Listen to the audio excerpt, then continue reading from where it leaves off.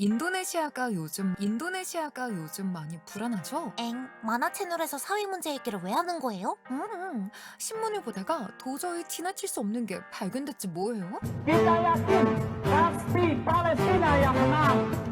사황 밀짚모자 일당의 세력이 인도네시아에 출몰하게 된 이유를 설명하기 전 잠시 인도네시아의 상황을 살펴볼까요? 최근 인도네시아에서는 청년들을 중심으로 사회적으로 많이 불안한 상태였습니다. 인도네시아는 분명히 동남아 최대 경제지만 국민들이 체감하는 삶의 질은 크게 나아지지 않았어요. 물가가 꾸준히 오르고 있었고 특히 식료품, 주거비, 연료비 부담이 커졌습니다. 도시와 농촌 간 격차, 빈부격차가 심해졌고 중산층과 서민층은 경제성장 혜택은 재벌 정치인만 본다는 불만을 품고 있었죠. 청년 실업률이 높고 일자리 대부분은 비정규직 플랫폼 노동이 중심이었습니다. 공부 열심히 해도 결국 배민 뛴다는 냉소적인 밈이 퍼져 있을 정도였어요. 이 젊은 세대가 바로 이번 시위의 핵심 동력인데 그런데 젊은 층이 불만 있는 건 다른 나라도 똑같지 않나요? 그건 여러분들이 한국인이라 그런 거고 인도네시아는 세계에서 손에 꼽히는 젊은 국가입니다. 일단 인도네시아는 인구가 꽤 많아요. 2024년 기준 약 2억 8천만 명 정도? 그 중에 절반 이상이 30세 이하예요. 그러니까 젊은 층의 불만은 곧 인도네시아 사회 불만과 동일시 될 수 있다고 할 수 있습니다. 이런 경제적 사회적 불만은 있는데 폭발은 하지 않은 상태였다. 그리고 어느 날 국회의원이 국민 몰래 주택수당을 받아먹었던 게 공개되면서 불만이 터져나왔습니다.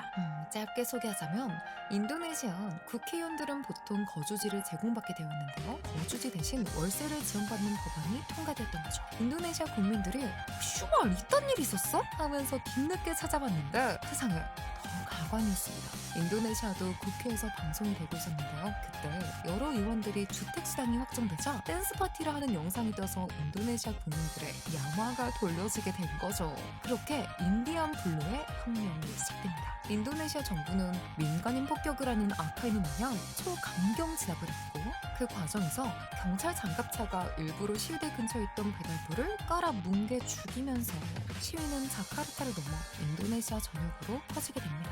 그러던 어느 날 8월 17일은 인도네시아 독립기념일인데요. 프리보 대통령이 기념일에 눈치도 없이 인도네시아 국기를 개양하자고 합니다. 당연히 사람들은 반감이 컸죠. 그러자 인명의 원덕들은 저항의 표시로 인도네시아 국기 대신 이렇게 밀짚모자 해적단의 졸리로저를 개항하기 시작합니다. 원피스 세계관에서는 루피는 세계 정부라는 거대 권력에 맞서 싸우는 자유의 해적이죠. 근데 지금의 인도네시아 사람들 입장에서는 국회의원들은 세금으로 특혜 잔치를 벌이는 천룡이, 국민은 물가에 허덕이며 미래가 보이지 않는 현실이 딱 세계 정부와 원피스 세계와 동일시된 것이죠. 그러니까 자연스럽게 우리가 루피 해적단이다 하고 깃발을 들고 나온 겁니다. 아까 시위랑 사회 구성원 대다수가 20대라고 했죠? 이 젊은 세대는 SNS 민문화에 익숙하고 불만을 모으면 바이럴처럼 확 퍼지겠죠? 그렇게 밀짚모자 해적단의 인도네시아 산하 세력은 트위터, 틱톡, 인스타를 통해 시위가 전국적으로 확산되기 시작합니다. 그런데 문제는 늙은 인도네시아 고위층들은 여기서 최악의 수를 두고 맙니다. 인도네시아의 천룡인 하원의장 푸안 마하라니는 밀짚모자 해적단의 깃발의 개항은 반역죄에 해당될 수 있는 국가 분열 시도라고 했고 정치안보 조정장관 역시 너네 밀짚모자 해적단 깃발 개항하면 형사처벌 때릴 거다 이렇게 말합니다. 정부에서 오타쿠 드립을 제대로 긁혔다는 것을 아는 시위대 갔다 아하 안녕 멀리 안 나갑니다. 우리는 잘 알고 있죠. 이게 최악의 수라는 걸. 그렇게 2025년 8월 시위대는 밀짚모자 해적단의 깃발 아래 결집하며 인도네시아 전역을 휩쓸게 됩니다. 먼저 시위대와 배달부를 밀어죽였던 경찰 장갑차 운전수와 경찰들은 체포되었고요.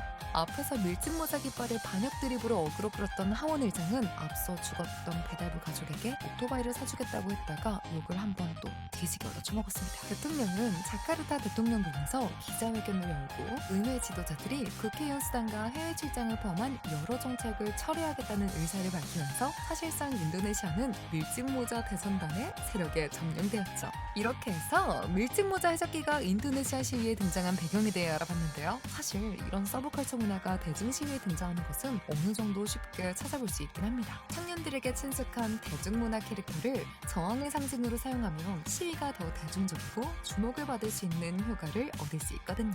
홍콩 민주화 운동에서는 피카츄하고 파파 등이 사용됐던 것과 비슷한 맥락입니다. 한국은 그런 거 없냐고요?